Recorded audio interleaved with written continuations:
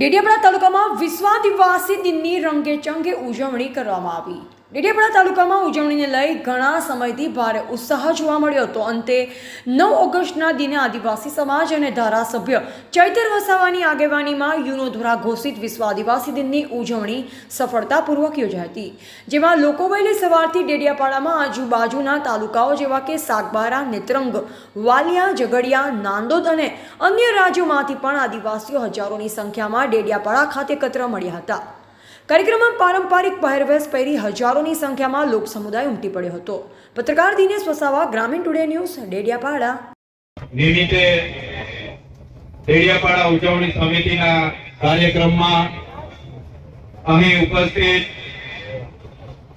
તમામ વડીલો, માતા બહેનો, યુવાનો, ગુરુગાઓ, તમામ જે પણ ક્રાંતિકારી અહીં ઉપસ્થિત થયા છે, સૌને મારા સેવા જોહાર છે।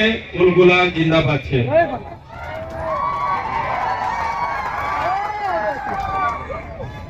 જે સમિતિએ 9 ઓગસ્ટ વિશ્વ આદિવાસી દિવસની ડેડિયાપાડા ખાતે આયોજન કર્યું, અમને આમંત્રણ આપી, ઘણા લોકો અહીંયા બોલે એવા છે, છતાંય સાથી આગેવાનોએ પણ મને બોલવાનો જે તક આપ્યો છે અને મને જે સન્માન આપ્યું છે, બદલ સૌપ્રથમ બધા માટે 9 ઓગસ્ટ ઉજવીએ છીએ।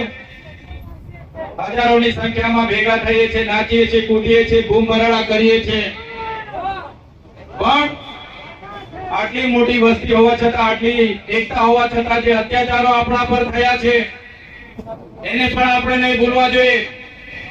જે આદિવાસીઓને બંધારણમાં અધિકારો મળ્યા છે, એ અધિકારો ઉપર જ્યારે તરાપ મરાતી હોય તો એ પણ આપણે આજના દિવસે યાદ કરવું જોઈએ।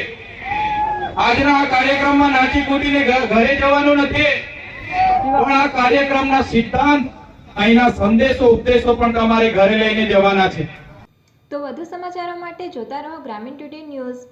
ગ્રામીણ ટુડે ન્યૂઝને લાઇક, શેર અને સબસ્ક્રાઇબ કરો।